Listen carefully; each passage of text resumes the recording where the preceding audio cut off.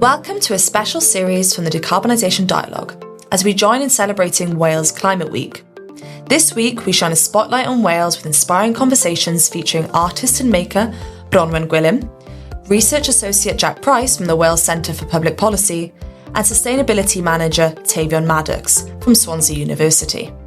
We've loved catching up with these remarkable voices to explore their work, their perspectives, and how each of us can play a role in celebrating positive change in the fight against climate change.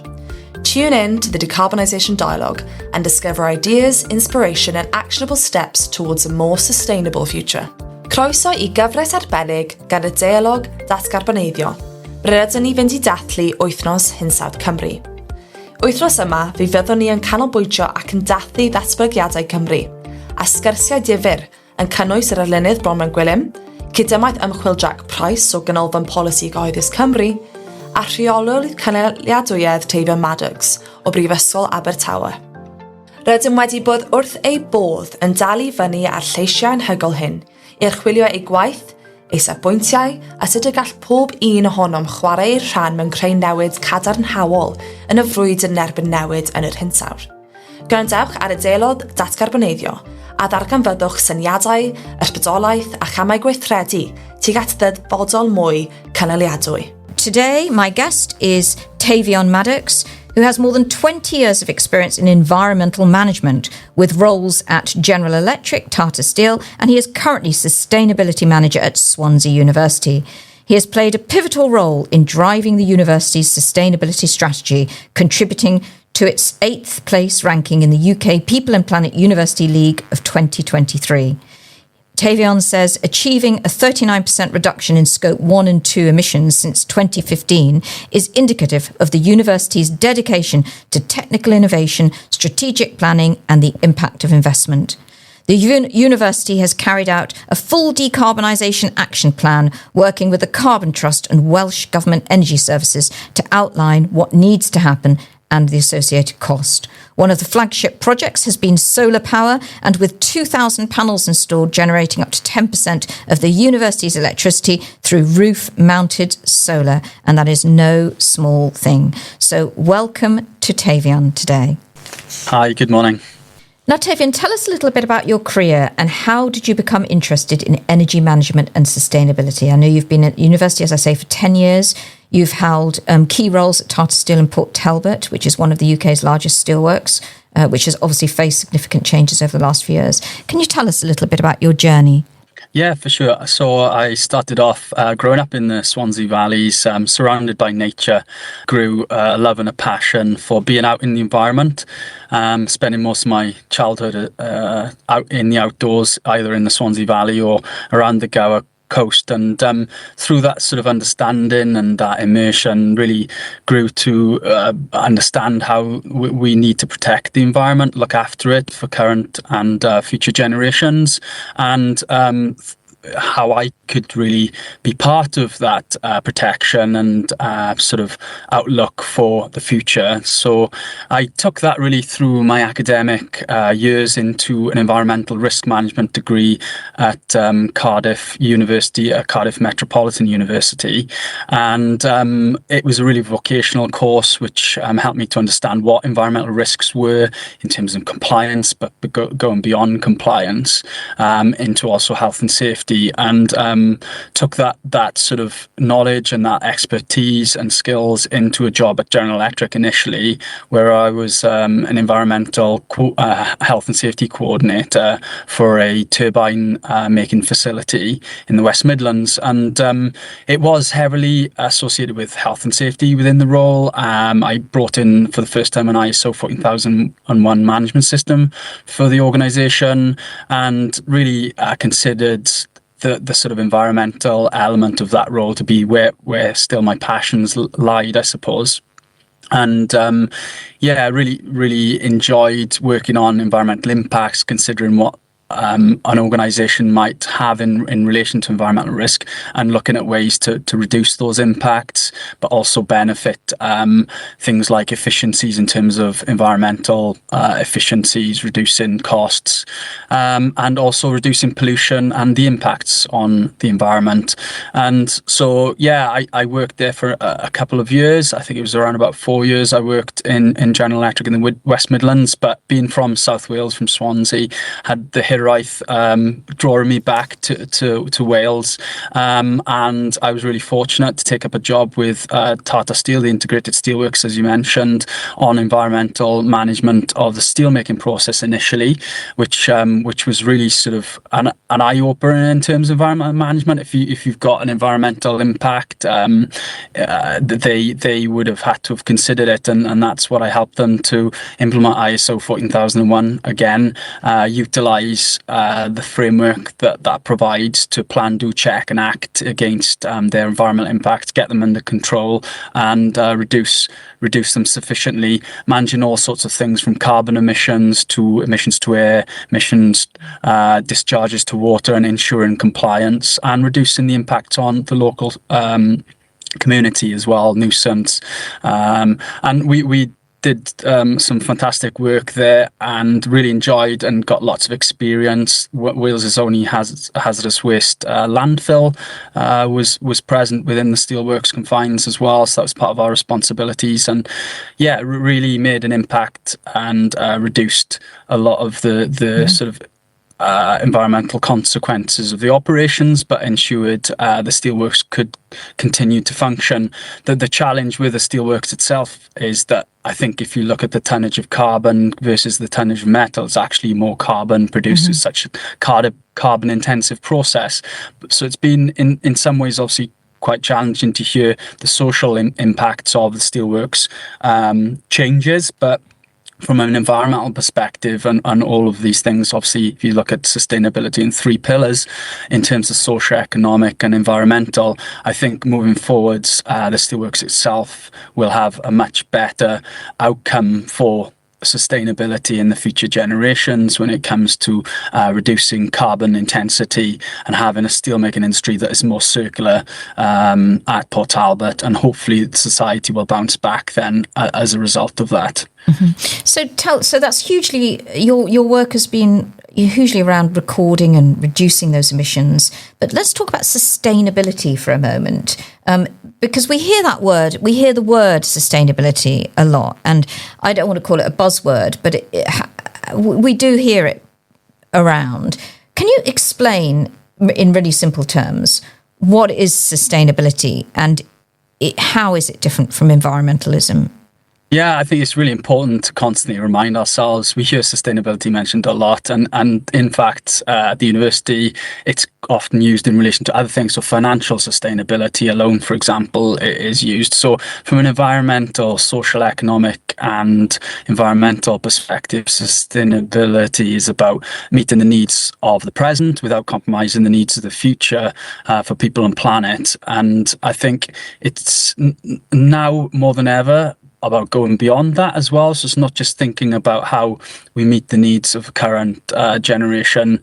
We also need to restore nature, for example, and cut climate related emissions to a point where we're actually reversing the issues. So it's not just about meeting the needs, it's going beyond that, I think. And yeah, ways that obviously we can think about environmental sustainability or sustainability as a whole is through the Wellbeing of Future Generations Act in Wales. All the UN SDGs are quite good at thinking about the different themes and targets around sustainable development. It is also important to point out that in relation to sustainable development, it considers that very much is that it's a progressive way of operating in terms of either a nation or an organisation, and it's or as an individual. It is looking at the 3 pillars of sustainability: social, economic, and making sure that and environmental, and make sure they're all in balance moving forward. Now, we're looking at huge challenges as we face climate change, and you're here today talking about your work and largely your work at Swansea University. What part do you think the higher education sector has to play, and how important is it to engage with your communities? Because we know, we talk about higher education and we know it's driving research and innovation, and looking at skills and future generations. And what would you say about how you're engaging with your communities?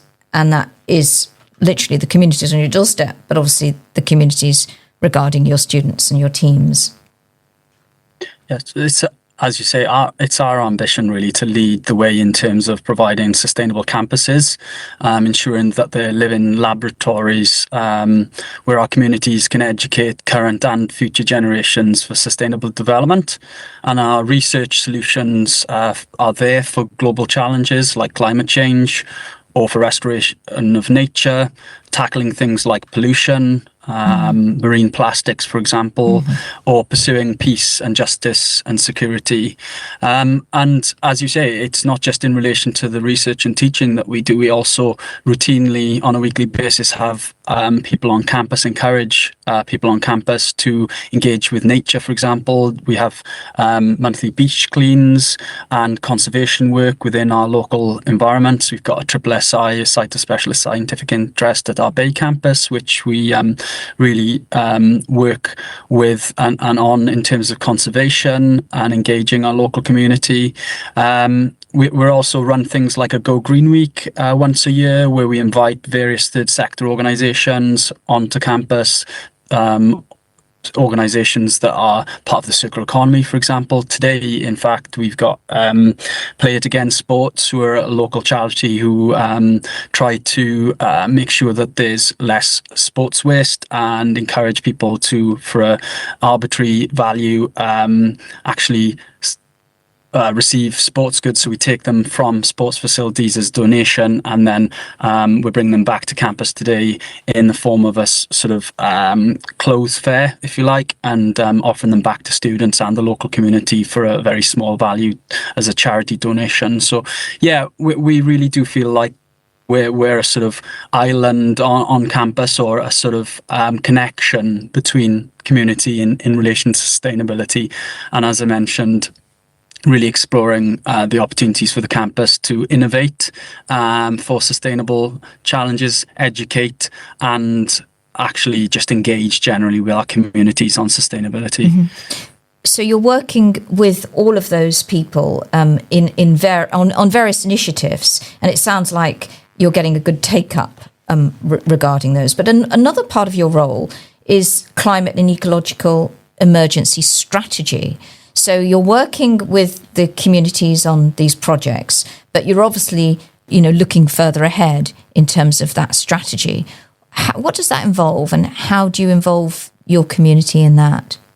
Yeah, so we have an environmental sustainability strategy. It's a climate emergency sustainability strategy that we're working on. We're actually going through a period of reviewing the last 5 years achievements in relation to our sort of strategic aims of that, which cover climate emergency, sustainable travel, biodiversity, and our working environment, which covers things like zero waste, circular economy, and sustainable procurement and investment. And we've really made some fantastic progress against all of those themes. We're hoping to be able to publish shortly the outcomes so far on our journey for sustainable development and climate emergency. You mentioned earlier on, if I pick one of those out, for net zero, we're at 40% decarbonised now in our scope 1 and 2, which is very much on target for our net zero goal of 2035 for scope 1 and 2. In relation to the nature restoration, we've made some amazing progress of integrating our biodiversity action plan into our grounds plans and into various building projects across campus, introduced wildflower meadows, and incorporated some massive enhancements for wildlife into some of our buildings, existing buildings and future developments, which we'll be celebrating the success of.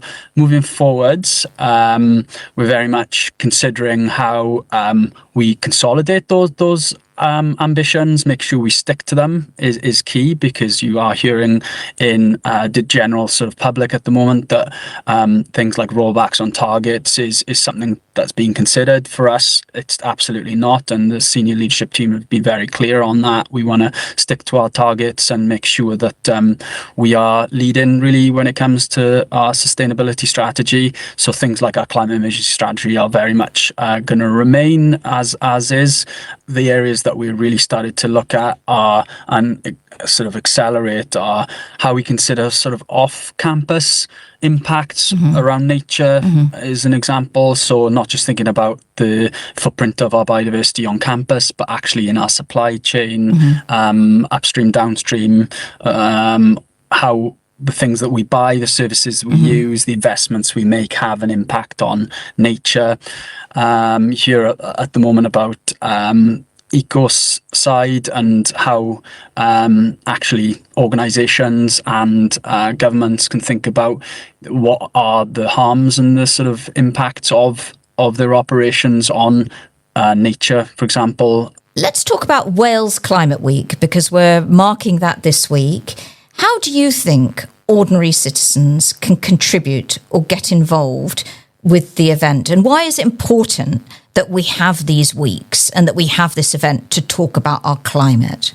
First of all, in relation to how people can engage, I think actually there's some wealth of information online in relation to Wales Climate Week, how you can get engaged. There's the conference itself, which has some really interesting keynote speeches and topics. I think there's topics around travel, land use, and I think some of the actual ways in which students and staff at the university are engaging is through understanding, for example, becoming carbon literate and understanding what it means in relation to the climate emergency, what sort of carbon emissions we all have as individuals.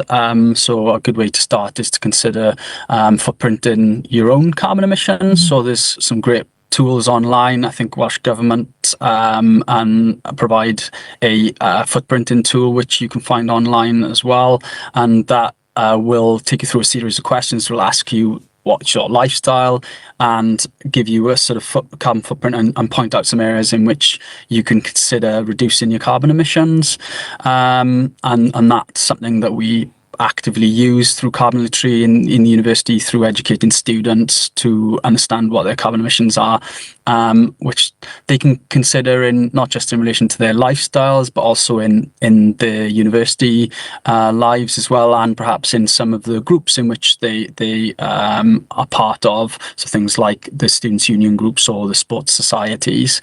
I think first of all, it's about understanding, educating yourself in relation to the climate emergency, what it means, what it means in relation to the students and the staff, and then it's about trying to understand where you can take positive steps.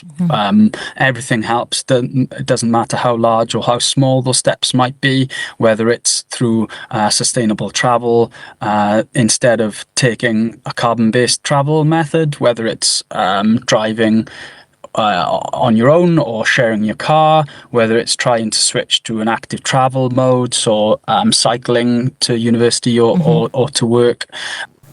Another issue that is always on our minds at the moment, obviously, is AI, artificial intelligence, and the role it has to play in climate change and how we adapt. Tell me a little bit about that for Swansea. Yeah, so we're actually actively thinking about AI, how we can utilize it in terms of its potential for good technology, perhaps even tackling some of the climate-related challenges we have, but also considering how much of an impact it could and does have on environment in relation to water and carbon consumption, as an example. We're actually building a framework at the moment for the use of AI for research and for teaching, but also balancing that with the environmental impacts. And I think it's something that we really need to be mindful of moving forwards, that it does and can consume a lot of energy and have quite significant resource consumption associated with it.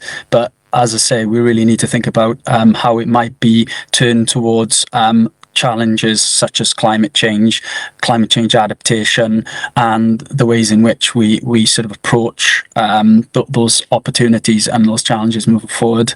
And I think just generally, it's important we engage in our students and staff and harness our communities to care about the environment and make it part of our lives inside work, inside our study, and also in our future careers and lives. So I think, those are the main sort of things that I would consider moving forwards. Mm-hmm. Can I ask you, Teifion, how does your work on net zero and at the university, where you've achieved so much, we've talked about the biodiversity, we've talked about the solar, I know you've introduced huge amounts of LED lighting, so a lot of work, all of that. How does your work or your life reflect a sustainable living? I mean, do you think you lead a sustainable lifestyle, and what does that mean to you? I think it's a journey, not a destination, effectively, is a good way of describing. It is about trying to consider what your negative impacts as an individual or even a household, in my case, might be, and think about the ways in which you can reduce those negative impacts on the environment and benefit current and future generations. So I have a family as well, so it's also about trying to kind of encourage my children to understand their impact on the environment in a positive way and how they can make decisions. So I think it's not just about me, it's about also the sort of people I can affect. But in relation to myself, there's things everyone can do in their own, and I think for everyone it's different what you can and can't do and the levers you can pull in your own sort of working, living environment, I suppose. And for me, that's about, I pledged, I think it was within a previous climate action week, to use sustainable travel rather than a car. So I've pretty much stuck to that now over a number of years. So I either cycle to work or walk to work. I live conveniently close, which is really helpful, but that's a decision I made to actually live closer to the workplace. And I've switched from 2 fossil fuel related cars in our household to 1 electric car. I'd love to be able to generate my own electricity off my house at some point, but at the moment that's just not an option financially. But as and when I can, I'll try and prioritize that. In relation to the food I eat, I haven't become a vegan. I have very much considered that, but what I've tried to do is reduce the amount of carbon intensive foods within my diet, thinking about seasonality, thinking about local produce, thinking about those foods that have lower carbon footprint through looking at food choices. I mentioned earlier on about carbon footprint tools. It's a really good place to start in considering your own environmental impacts, but going beyond carbon as well, thinking about nature, habitat loss, and how the things we buy, the choices we make, have an impact on nature, either directly around us. I'm thinking about my garden in my own space at the moment and how I might make that more biodiverse, but also thinking about the products I buy can have a big impact on the wider biodiversity of the planet for current and future generations. So I think it's really about enthusing those around you with a passion for sustainability, ensuring that everyone's mindful of their impacts. It is, as I say, a journey, not a destination. I think environmental sustainability, there's definitely goals and things we can achieve, and I don't think we can achieve them all at once, but wherever we've got opportunities to take choices that have multiple impacts, whether it be for climate and nature or for reducing resource consumption, for example, and they meet your lifestyle needs, then I think that's definitely ones we should be taking. Thank you. And particularly where they benefit your health and well-being as well. Final question is, what next? You've achieved so much, but what next for Swansea University on its journey to net zero?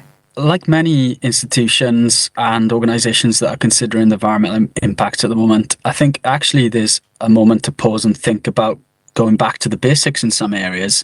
I think we've seen increasing awareness of pollution, for example, which we may have, sort of gone beyond in our thinking and our ambitions. But I think we really need to come back to considering, for example, the impacts on our water quality, our availability. And so I think that's going to definitely be going back and making sure that we're as pollution-free as possible, whether that be in relation to our, as say, air emissions, water discharges. Compliance is one thing, but actually can we go beyond compliance as much as possible and reduce those? Just basic environmental requirements, I see them as, but I think we do need to revisit them and make sure that we're doing our best to deliver on those requirements. I think expedite things like climate emergency. So clearly, it seems that we're not meeting the 1.5 degree of warming in relation to mitigation. We need to expedite our efforts to mitigate.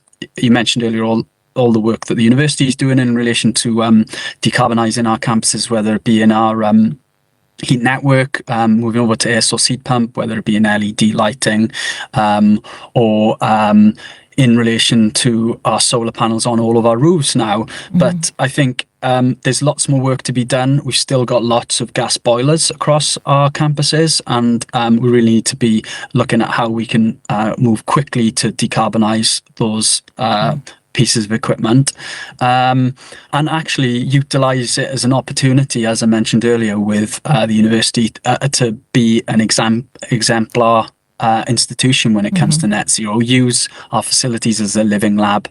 The actual energy centre, which we've been successful with Decarbon funding for, we're incorporating a big glass gallery into that where students can see in to the energy centre, see how it's been switched to air source heat pumps, and provide infographics and some interpretation around that, so we can bring not just students but perhaps some local children in to see how the university is taking action on climate change and decarbonising our campuses. And I think that's something we can do across all of our impact areas, whether it be nature, circular economy, and climate change, as I mentioned. So, I think expediting our efforts towards nature. We're actually signed up and pledged to be a nature positive university, which means that we're thinking about not just being biodiversity net positive on campus, but actually in relation to our supply chain. I mentioned upstream and downstream effects of our decisions and services and products that we consume when it comes to nature. So we're really thinking about that and engaging our staff and students. Thank you very, very much to Teifion Maddocks today from Swansea University. Thank you for sharing and providing such insight. There can be no doubt that climate change is the biggest challenge of our time. Today, we must reduce greenhouse gas emissions to slow global warming. Today, we must act for tomorrow, adjusting our lifestyles to current and future impacts of climate change.